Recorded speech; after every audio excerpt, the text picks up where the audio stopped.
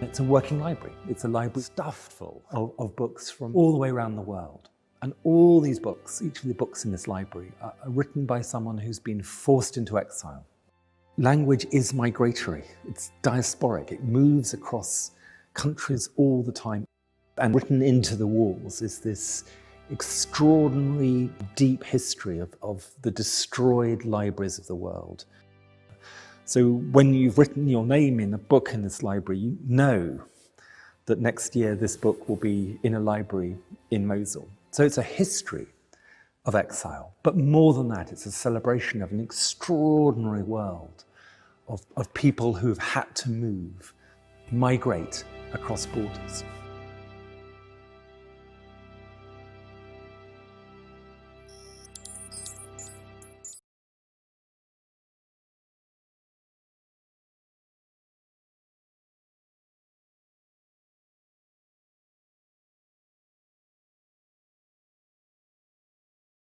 Good afternoon. I'm Hartwig Fischer, Director of the British Museum.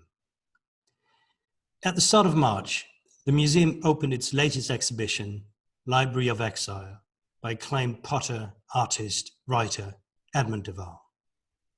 Made of walls covered in white liquid porcelain and inscriptions on the outside and inside, filled with books by almost 1,500 writers from 58 countries and in dozens of languages, the library was conceived as a place of contemplation and dialogue about exile. It explores the critical issue of what it means to have to move to another country, to speak another language, to be unhomed. A few days after its opening, lockdown was announced and the library was forced to close, along with the rest of the British Museum, for the longest peacetime closure in its entire 260-year history.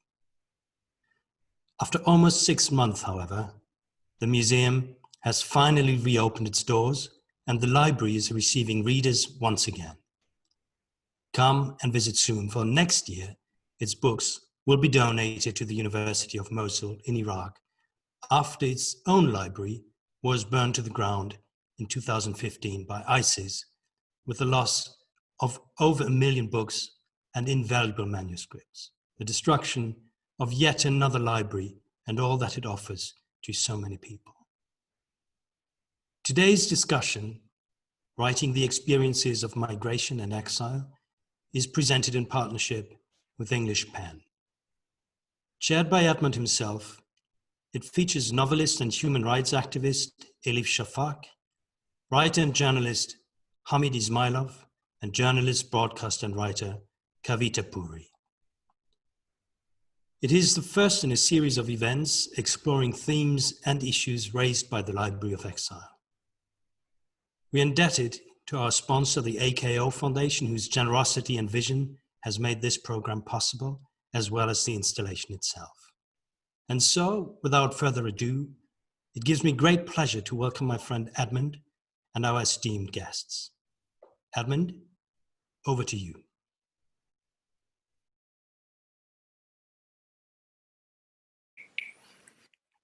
Thank you, and the warmest of welcomes this evening to a marvelous event where I'm going to be sharing a conversation with 3 extraordinary people, 3 people who I would choose to be locked up in a library with. The 3 people who are in conversation with me this afternoon are Kavita Puri, an award-winning broadcaster, an extraordinary journalist whose landmark series Partition Voices brought the experiences of partition in India, Pakistan to extraordinary life. It's a compelling book and it has reset in many ways the conversations around silence and memory for communities right across this country and across the world. I'm joined also by Hamid Ismailov, the poet, the novelist, a man of great courage, exiled from Uzbekistan since 1992. We'll be hearing from him about what it is not to be read in your own country. He is a remarkable novelist and someone with a compelling ability to bring poetry and narrative together.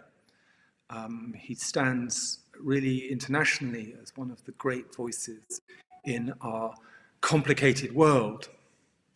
And finally, I welcome Elif Shafak, the novelist, the human rights campaigner, the fierce and wonderful polymath who has brought throughout her novels and her non-fiction the experiences of those voiceless, the issues of gender, of politics, of identity into compelling storytelling. So 3 remarkable people, all of whom bring from their own places many different stories, many different experiences of knowledge that I want to hear from. I'm Edmund, I'm a potter, I'm a writer, and by default, by accident, I seem to become a librarian. So there you go, I am the librarian for tonight. But Kavita, may I ask you first a simple and deep question, which is, where are you from? Where are you from? Well, I have a short answer and a long answer. Which do you want, Edmund? I want the best answer, please. Well, I suppose the beginning of the long answer is Kent. And if I'm giving the short answer to that very loaded question, that's what I say. But obviously it's much deeper than that. I was born in Britain, in Kent. I spent my whole life in this country. I understand Britain. I understand its ways. I understand the many layers of that question, where are you from? But my parents came from India, and so I feel an attachment to India, of course. And my dad, who was the inspiration of my book, was from Lahore originally. Lahore, when it was part of British India, and it would in 1947 become part of Pakistan. And he, like many millions of Hindus, had to cross the border into India. And so I feel an attachment to Lahore, even though I have never been there. It is an inherited attachment. So I feel all those things in all its messiness. And I don't feel like I have to choose. I can dip into those worlds. I understand those different worlds. I quite like feeling part of them and not part of them. I really am, I feel like a citizen of nowhere and everywhere. But it's interesting, you know, I live part of my life in Spain. No one ever asks me where I am from. And I feel the absence of that question. And it would be nice, perhaps, in time, if nobody really did ask that question in its loaded way. So that's the longish answer. Kavita, that's marvelous. Can I ask messiness? Messiness is a word we might come back to, but between the 4 of us, I think we share, perhaps we share messiness as our DNA.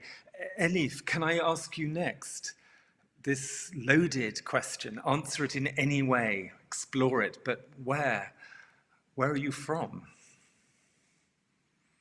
Actually, I think this was the question that for a long time I dreaded being asked, you know. I didn't want to be asked because I knew my answers were going to be long. And usually the people who would ask me this question, they didn't have time for long answers. You know, you could only fit one word into that box. And I had a trouble with that. And the reason that I'm saying this is because, in a nutshell, I was born in France, in Strasbourg, to Turkish parents. After a while, my parents got separated. My father stayed in France, and my mother brought me to Turkey because for her, Turkey was motherland. Whereas for me, it was a new country, you know, that I had to discover almost from scratch. And we came to my maternal grandmother's house From that moment onwards, I was raised by 2 women. And after I was 10 years old, we moved to Spain. I spent some time in Jordan, in Germany, Cologne, back to Ankara. In my early 20s, I came to Istanbul on my own. I fell in love with Istanbul. And I think Istanbul is very visible in my work. I lived long years in Istanbul, but also I think there were times when I felt suffocated. So I went to Boston, then I went to Michigan, then I went to Arizona. In these places, I wrote different books. Then I came back to Istanbul. And a while ago, more than 12 years ago now, I moved to the UK and I became a Londoner and I became very attached to this country. So when I look at my own journey, I think I see multiple belongings, multiple layers. And I want to fight for that multiplicity in a world that doesn't appreciate multiplicity and more puts us into boxes. Of course, I'm an Istanbulite, and I think Istanbul is very visible. It will come with me wherever I go in my life. It's always there. But I also feel very attached to the Balkans. There are elements in my soul from the Middle East. At the same time, I'm a European by birth. The values that I share, I uphold. I have become a British citizen, and despite what politicians have been telling us, I would like to call myself a citizen of the world, a citizen of humanity. And that doesn't mean you're floating in the air aimlessly, that you have no attachments, just the opposite. It means you can care about multiple things at the same time. That's a marvelous answer, and again, a marvelously compelling way to open things up into belonging, which we must talk about. And also, of course, the anxieties which happen increasingly about being policed about our identities, of being told that we can only have one singular identity. And that, Hamid, where are you from? This is a question profoundly for you at this moment. Presenting, the panel, you yourself said that I'm from Uzbekistan, but Uzbekistan is a country which sort of doesn't allow my books to be read. Uzbekistan is the place where I wasn't born. So continuing what Elif Hanum said, when I was young and used to write poetry, once I wrote in Uzbek, something like that. Men yolumdan adashib, bu jahanga kelibman. Going astray, I found myself in this world. Basically, it's about the perceptions in a way. So my wife, for example, wherever he appears, he as a beautiful lady, he is considered one of us. In Italy, everyone considers that she is an Italian. In Czech Republic, everyone considers that she is Czech. In China, everyone considers that she is Chinese. But as for me, even in Uzbekistan, people, I do remember, were addressing, ask this bearded Korean, what time is it now, So I don't belong to any place in a way. I am a foreigner everywhere in a way. Whereas my wife is a sort of one of us in any place. So, and psychology of it is like that, I'm going a nomadic sort of type of psychology. My wife is more sedentary.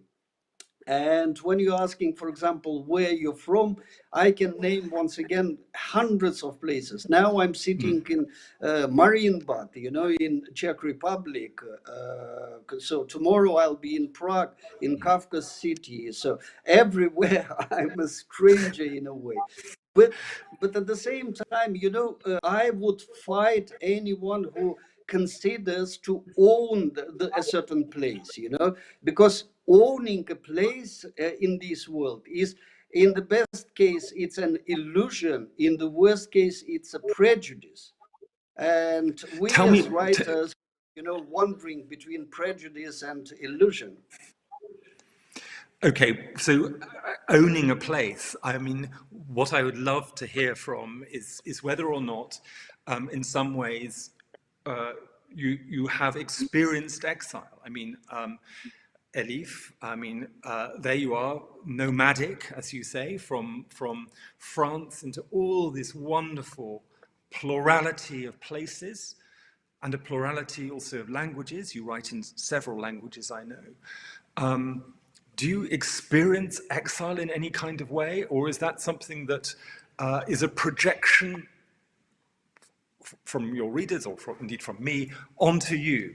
How does exile work within you as a person, as a writer? Exile is a difficult word. It's a word that I think about a lot in its different dimensions, because there are different forms of exile. Sometimes there's self-imposed exile, which is not an easy thing to talk about. And then there's exile that's being imposed on you by the circumstances outside, and these two can also coexist. So yes, it's a word that I would use for my own experience, definitely. I do not go back to Turkey anymore. I don't want to talk about this so much because so many people are suffering in so many different ways. It feels wrong to try to talk about personal experiences, but it pains me. It's a wound in my soul that I cannot go to Istanbul. And that Turkey has become a very difficult place, to put it more bluntly, for writers, for journalists, for academics, for poets, for cartoonists. Anyone who is dealing with art, with words, I think is finding it very difficult. So that's what we've been experiencing in Turkey. More and more we've been going backwards. So not to be able to go back is emotionally, is heavy. And that doesn't mean that you are not there in your heart. It doesn't mean that you are disconnected, just the opposite. It's a very fragmented, nomadic experience. So exile is a word that I care about and I read about a lot. I mean, Elif, you're hugely read, of course, in Turkey. I mean, you are a considerable voice there. And so that connection to the place that you cannot go, you are still there, absolutely, through your writing. And Hamid, Uzbekistan, I mean, you are not allowed to be published in that country. And yet you have found ways, more latterly with your extraordinary latest novel, to be published in that country. Can you talk to us about how that's happening, and also this extraordinary reality for you that though you are by far the best known writer in the country, you are not allowed to be talked about, you are banned, your works cannot be published? I wouldn't sort of, overestimate all of these experiences which I lived through, because it's not for the first time and not, unfortunately, for the last time it's happening in this world. I mean, take generally the idea of the sort of refuge, of the exile. Look at the sort of, at the world religions. One of the biggest books of sort of, of Torah is Exodus. Islam is based on Hijrah, for example. Once again, it's about the Exodus. So take all the concepts of mystical life, like Tao, for example, which stands for the way, or Sufism, for example, Tariqat, for example, which stands for the way. All of that is saying that it's a human condition. Basically, moving from place to place is a human condition. In that sense, yeah, it's all right. I'm living in the Uzbek literature or in Uzbek language, but at the same time, I'm writing as a Russian writer, my Russian books. I started to write as an English, sort of as a British writer, my British books. There are always two ways, sort of, two strategies of a writer. One is of Nabokov strategy to adapt you to a new place, to a new language, to a new values. And there is Solzhenitsyn type, you know, when you are sort of sticking to your own shoes all your life, you know. And it's so symbolic that, for example, Solzhenitsyn lived in Vermont in a fenced sort of estate like a castle, whereas Nabokov ended his life in a Montrose hotel, you know. So there are different strategies of approaching this world as a writer. Well, okay, that's a marvelous dichotomy between those two, the fenced in and a more liberated view. But I mean, it's interesting because, of course, that brings us back to a central thing, which is that there is a plurality of you know, we don't want to homogenize the experience in any way of exilic literature, of exiled literature. That would be a pernicious and inappropriate thing to do. I mean, what I would want to explore, though, and Kavita, perhaps you could talk about this, is the fact that of migration, which is, as Hamid has eloquently said, in every single Abrahamic religion, there is exodus, there is the Psalms, part of every single Abrahamic tradition. Migration, this idea that we have had to move, not from choice, but we've had to move because of terrible conditions that have been forced upon us. We carry with us something. We can then choose either to communicate that or to keep silent. Now, your experience, profound experience of your father, is about migration and silence. And I would love to hear more about that. Well, as you say, exile happens for so many reasons: war, persecution, famine, natural disasters, climate change now. But the migration that I documented in first-person testimony was that of those people who lived through the partition of India. And it was the largest migration outside war and famine that the world has ever seen. And British India was divided, and Hindus and Sikhs went to India, Muslims went to Pakistan. It's estimated between 10 to 14 million people were on the move at any one time in opposite directions. And so people left their land that they had been on for generations and had to leave often very quickly to a new country, perhaps learn a new language, start from scratch all over again. And they were refugees. But then those whose lives had been so disrupted by partition chose to migrate to Britain. So as a refugee, you have no choice, but then you choose to migrate. And what happened was those many thousands of people that came to post-war Britain came to Britain with their stories of trauma and loss.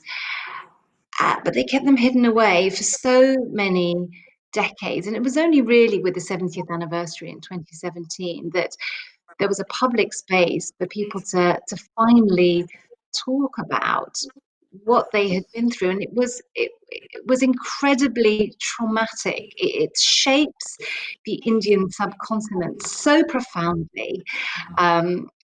It still dictates national narratives on the Indian subcontinent.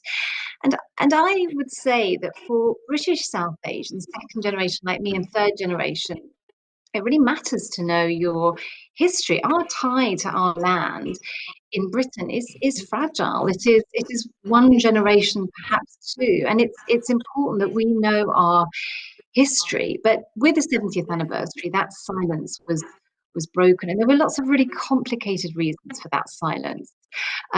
Partly they were just trying to get on with their life, as so many refugees or migrants have to do.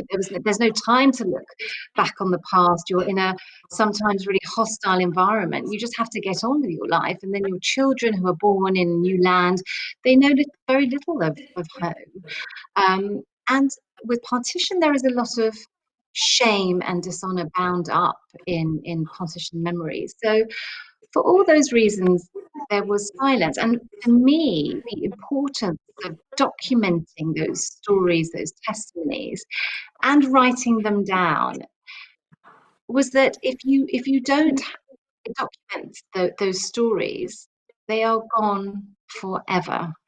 And what you document is something very complex, which is even if you have not been back to your land in 70 years, you have a very, very strong attachment. It might be the land where your mother is still buried in its earth.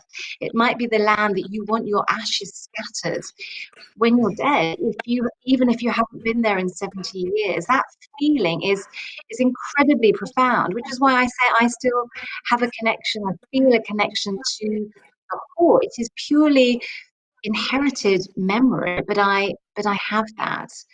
And so it can be very difficult, not just, memories of the Holocaust took decades to really come out. I think it's not unusual with trauma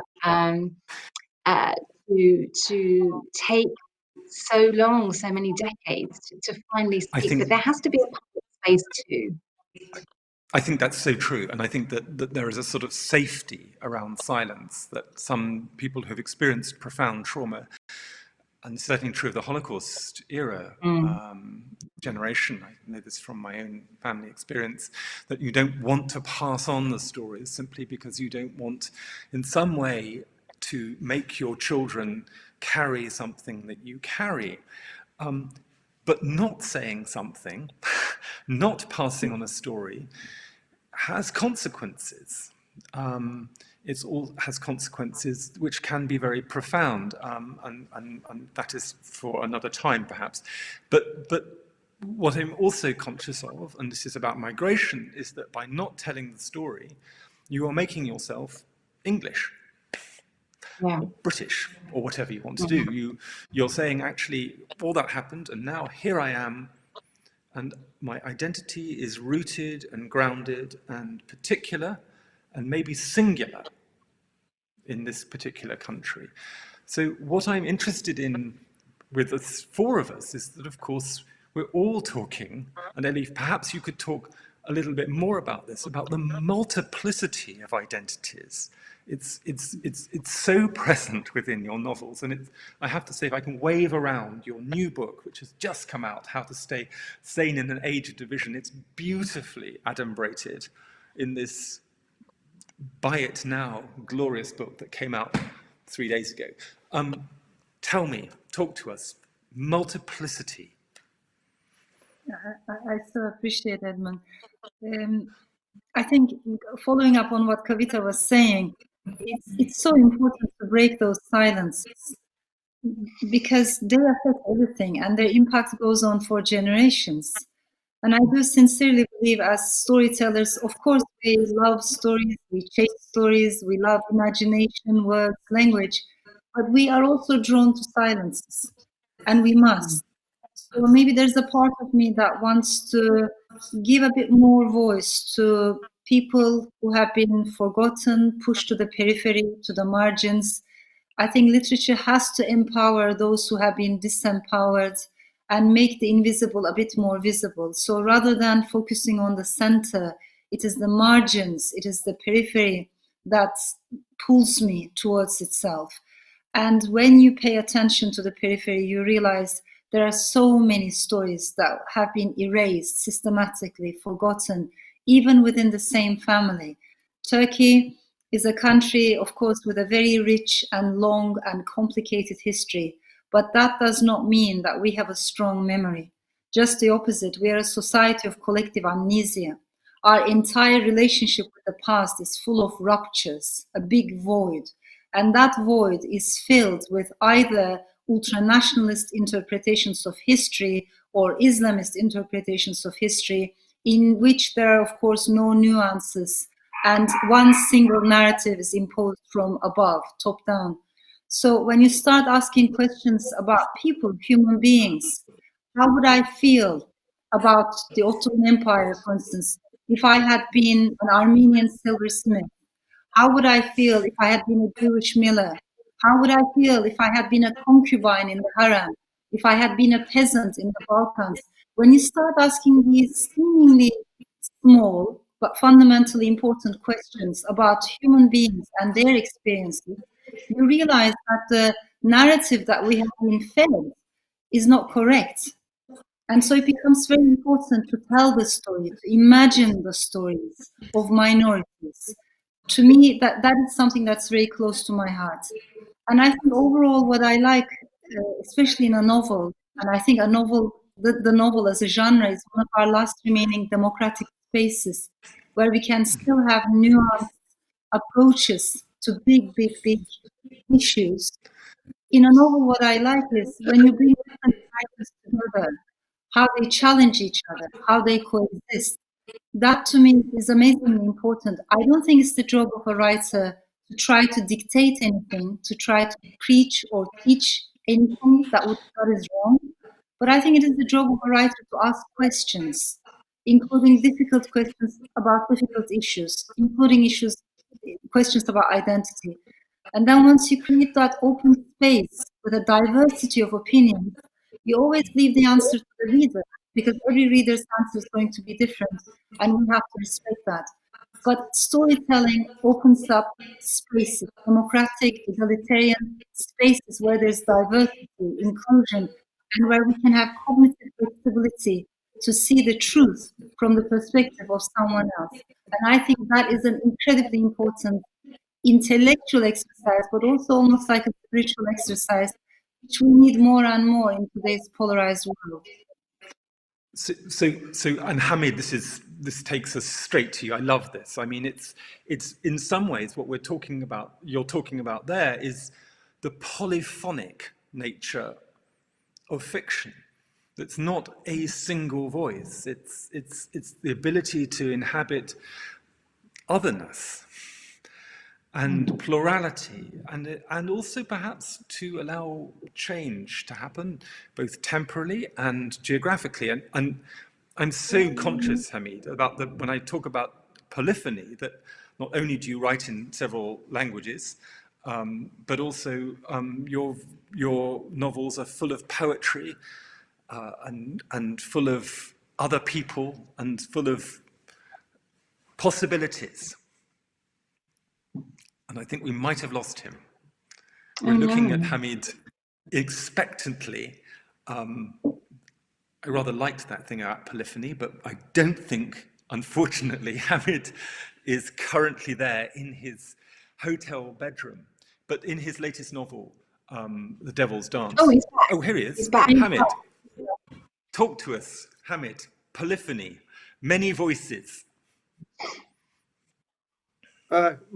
I missed some part of the conversation. I'm sorry, because my telephone all of a sudden rebelled, So, yeah, about polyphony, but what I sort of, gathered about the multiplicity and about the, literature is one of the best tools of breaking the sort of prejudices, emptying the illusions or filling down the illusions, but at the same time it's one of the tools of creating new prejudices, and what I mean, for example, the fundamental issue of of migration is always us against others.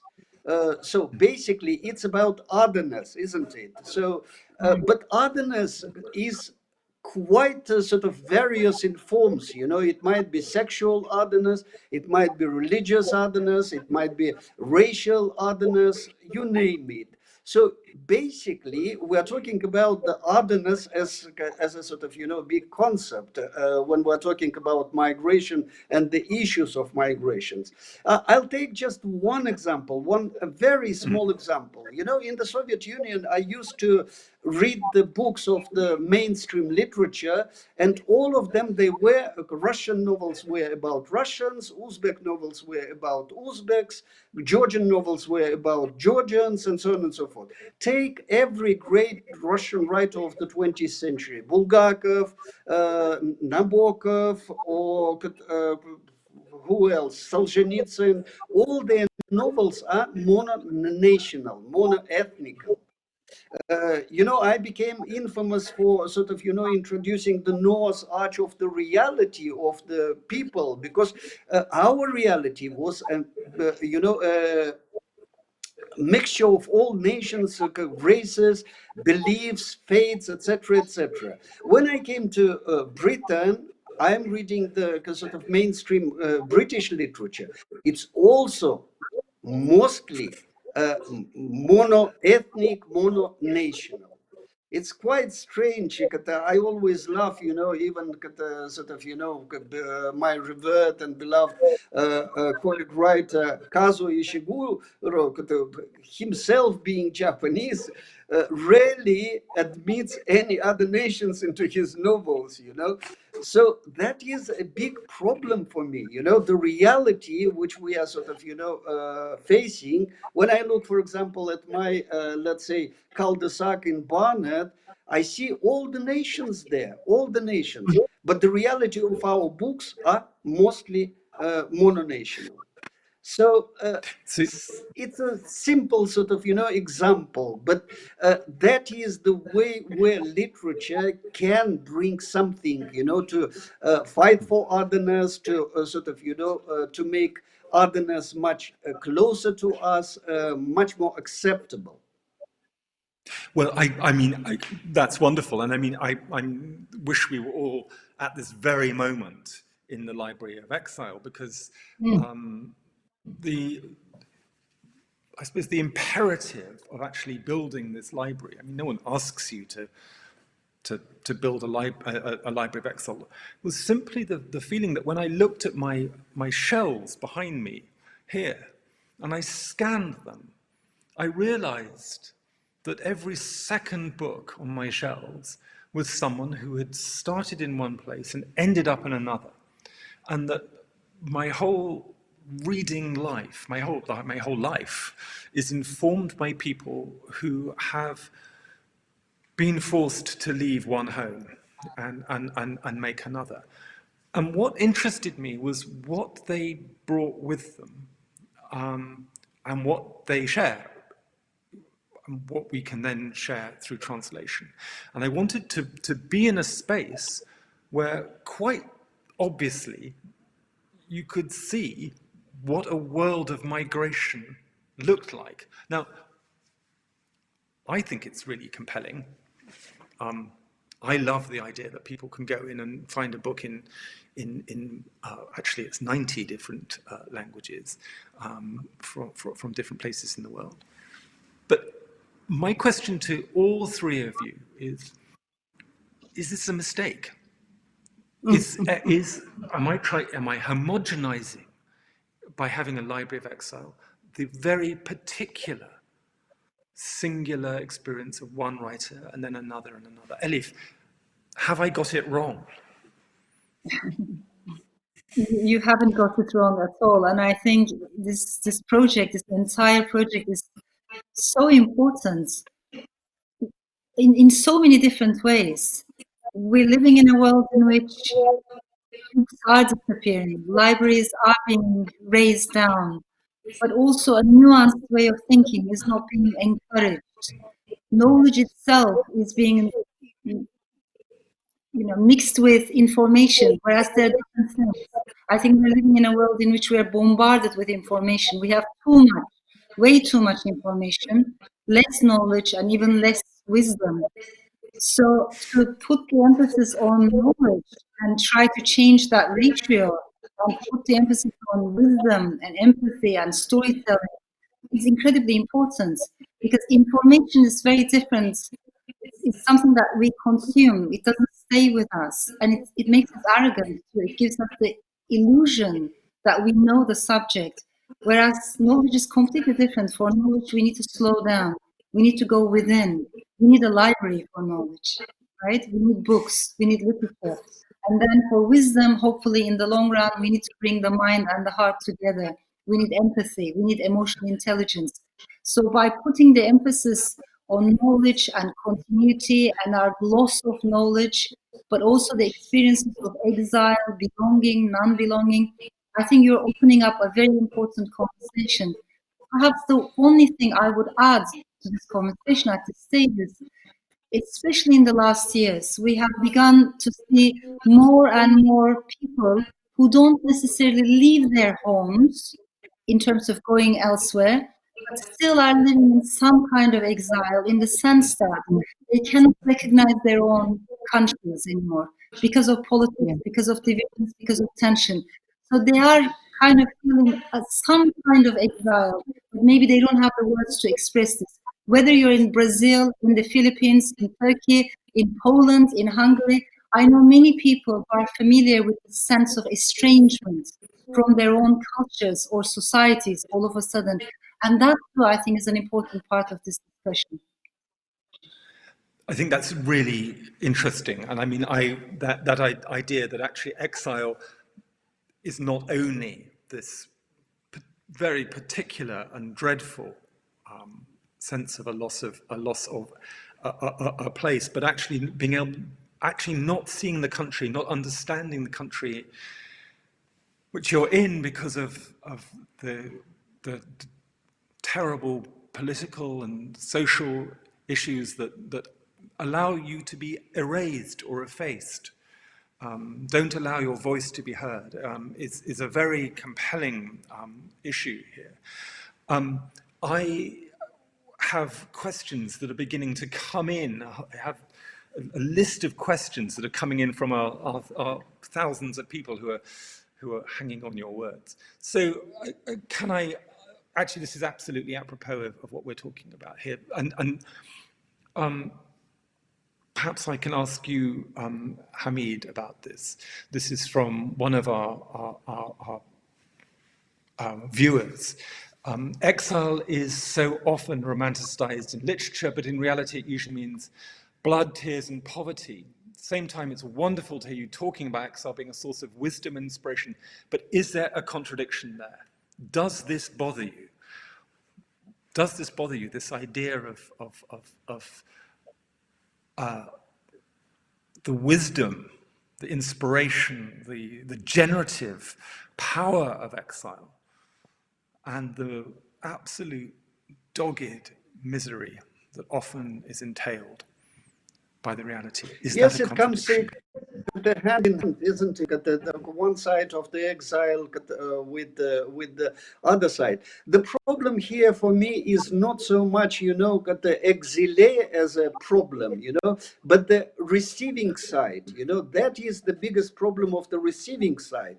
What I'm talking here is about the prejudices of the receiving side. When the receiving side treats others as completely sort of, strangers and foreigners on this earth, I said about the prejudice of owning the place, For example, I did my DNA test. I consider myself, 7 generations from Central Asia and so on and so forth. But I'll just read you several names and you guess the sort of ethnicities of these people. Svetlana Lisandro, Joshua Simpson, Levitsky Elina, Mustafa Bereket, Sara Skopazzi, Naoki Hayukava, Ruben Fuentes, Miamdama Chuhalansunda, Eva Strom, all of them, they are 5th generation or 4th generation cousins of mine. I consider myself owning Uzbekistan, but at the same time, I've got every nation in my genes, basically. Why I should own this place? That is the biggest problem for me. The receiving side rather than the exiles, we have to work not with the writers like us, for example, but we have to work with the mainstream writers on the same theme. Kavita, I know you want to come in on this. Please steam in on this one, Kavita. Well, no, it was really just about the purpose of your exhibition about the Library of Exiles. And I just think, honestly, there's never been a more important time. Look at the world that we're living in. More people on the move than we have seen before, millions and billions of people, Syria, South Sudan, people risking their lives, that of their children, on flimsy dinghies trying to get into Britain. And I think that what your library shows is that the experience of migration is long. It has always happened. It will carry on happening. And I'm like you. Every other one of my books behind me is a story of movement, of migration, of the diasporic experience. And it might not be my experience, but I take something from it. And I think that people who have that, the generation, the first or the second or third, who live betwixt worlds, who feel that dislocation in their lives, I think they take much solace from the many experiences. It is a balm. But I also think that the books serve for people who don't have that family experience of empathy, and empathy has never been more important, as Hamid says. And just going back to silence, the thing is, when people don't feel that they belong or can articulate it, and we're talking about things that are quite intangible, it's a longing for a homeland, it's loss, it's not feeling you're here or you're there. If you write the word down, even if you don't belong, the word belongs on the piece of paper, and that really matters. And then that book is passed from one hand to another, and it then becomes this vessel of migration. And that's what you've done. And I'm so happy that your exhibition will end up in Mosul, a place that has suffered so much, that has had its own experience of migration. And, you know, the hands there will touch all these many books and see so many things in it from their own perspective. To hear that, I mean, there's so many questions coming in, but there's a very key question which keeps coming up, which is, do you write out of reflection or necessity? So, as a writer, what's going on about this particular moment in history? Elif, I'm looking at you for this for a second. This is a very particular moment. It's a very polarized moment. It's a very, many ways, as Kavita has been saying, a very toxic moment, where we're being asked all the time to turn back those people who are trying to get here. We're being told that we have to be British in a very particular way. Necessity, reflection, how do you actually write this moment now? And especially when this moment is constantly changing and everything is shifting and nothing feels solid anymore, how do we respond? And I think that is the question we need to keep asking ourselves. Of course, I love that essay by Doris Lessing when she talks about literature and says that literature is analysis after the event. You need some time to pass by so that as a writer you can process, digest, and then in retrospect write about the events.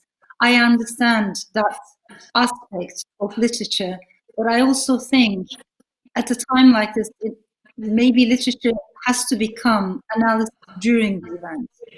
Because when so much is happening so fast, we feel, more and more of us feel the maybe need to respond in any way we can. Sometimes maybe through activism, sometimes through a poem, sometimes in a novel. But we are also children of this era. We're not disconnected. To me, that is very important. If I may add this, I think we need to bear in mind that all of the darkest chapters in history that we have been talking about so far, they did not start with concentration camps. It didn't start with people putting a cross sign on the doors of their neighbors because the color of their skin was different, because their ethnic origin was different. All of that happened later. It came later on. I think it started with words. It started with seemingly innocent jokes, the way language has been distorted, and how the other has been dehumanized, how others have been treated as if they were vermin, infesting countries. So we need to be very careful about how language can lead to systematic discrimination and even darker things in the next stages. And therefore, I think the resistance to dehumanization also needs to start with words and with stories.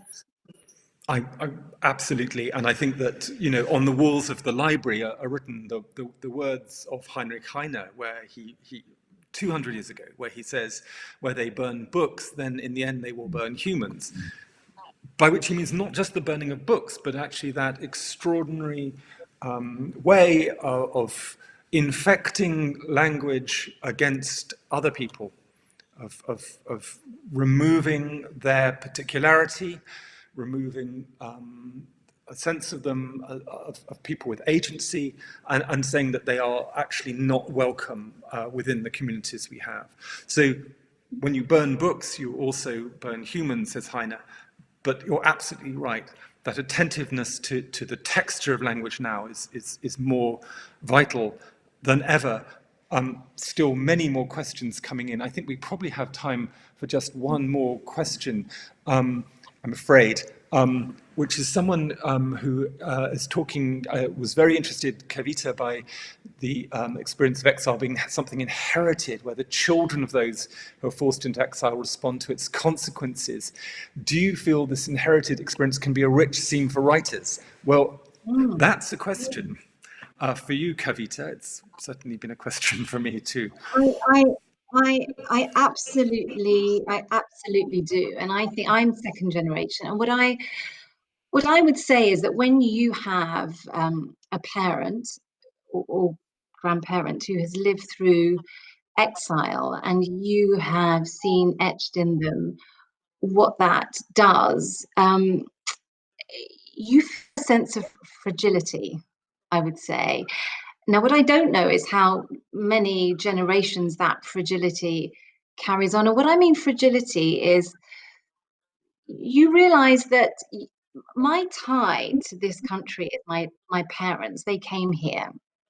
They had a choice. They could go back. I have nowhere to go back to. This is it. And yet the political environment will sometimes tell you that you don't belong. And so I'm sure I'm not alone. I have this imaginary suitcase that lives above my wardrobe, and sometimes I wonder if I had to go quickly, what would I take? And I know that that's not just a child of partition. I think that many other people feel that. And so I think, yes, in that space there is, you know, a huge amount of vulnerability, but also creativity, and yeah, I think that I am attuned very strongly to a sense of otherness, and it might not be against South Asians, but when it's something like the Windrush or anti-Semitism in the Labour Party, I feel that very profoundly. So I think there is a universality of that experience for second and third generation. Beyond that, I don't know. Maybe beyond that, you feel that you belong. Who knows? I mean, it's so interesting. I mean, I think we keep coming back to empathy, and the usage that empathy at its core is something that great literature, great storytelling, allows us to tune in, to listen more carefully, more attentively, and to learn. And it's an attentiveness that is about the present day. It's also an attentiveness to all those plural histories that you all three of you bring with you, whether it's from Central Asia, whether it's from the Balkans, whether it's from South Asia, wherever it is, those tuning into those particular narratives and allowing them the space to flourish and grow and to talk about things that really matter. Empathy, absolutely. Can we end on anger, please? We have almost no time. But when I read your book, Elif, and I got to your wonderful quotation from Toni Morrison, patron saint for many of us, I get angry about things, then go and work. I wondered what our work is. What is our work? Elif, and then Hamid, and then Kavita, and then we say goodbye. So Elif first. Yeah, and I think it's understandable that we feel anger. We also feel sometimes confusion, bewilderment, maybe angst, like an existential angst. All of that, I believe, it's very normal. In other words, it's okay not to feel okay at this moment in time when the world is facing so many challenges and when our planet is burning. But what do we do with our anger? What do we do with our anxiety is the main question. So what's the next stage? Can we turn it into something more constructive, something more positive for ourselves individually, but also for the societies we live in? And I think our work is to connect, because what is dangerous is the lack of all emotions. In other words, numbness. If we become numb, if we become desensitized, disconnected, indifferent to each other's pain, indifferent to each other's stories, then terrible things can happen in the world. If we stop caring about what's going on. So I think our job is to punch holes in these walls of numbness and indifference that are being woven around us. That's marvelous. Hamid, what's our I said work? about the sort of, fighting prejudices as one of the sort of, functions of the literature. And just to end on the light note, I'll just quote one joke, about Hoja Nasreddin. So once his wife washed his gown and hanged it in the courtyard, and during the night there was some noise, and Hoja Nasreddin immediately jumped and took his rifle and shot, at the gown, and when realized that he shot his gown, he said, thank God, that I wasn't in this gown, So we have to deal with our prejudices like the Hoja Nasreddin dealt with his gown. I love it. I love it. That's perfect. And Kavita, finally, our work. I want to end on a high here and say and go back to messiness. And I think that what your books are a testament to, and our lives are a testament to, is messiness. And of course it is painful and the experiences are, but actually out of messiness comes great creativity and endurance and survival. And I think that that's what we have to remember, and that's what those books are testament to. And this is a difficult moment in time, but it will pass. It will pass, and we have passed, because actually we have run out of time. But thank you. Please, I just have to wrap up to say a huge thank you to the British Museum. Please think of donating and supporting the British Museum in any way that you can. A huge thank you to PEN, who support writers in the most difficult circumstances possible. Please look them up online and support them too.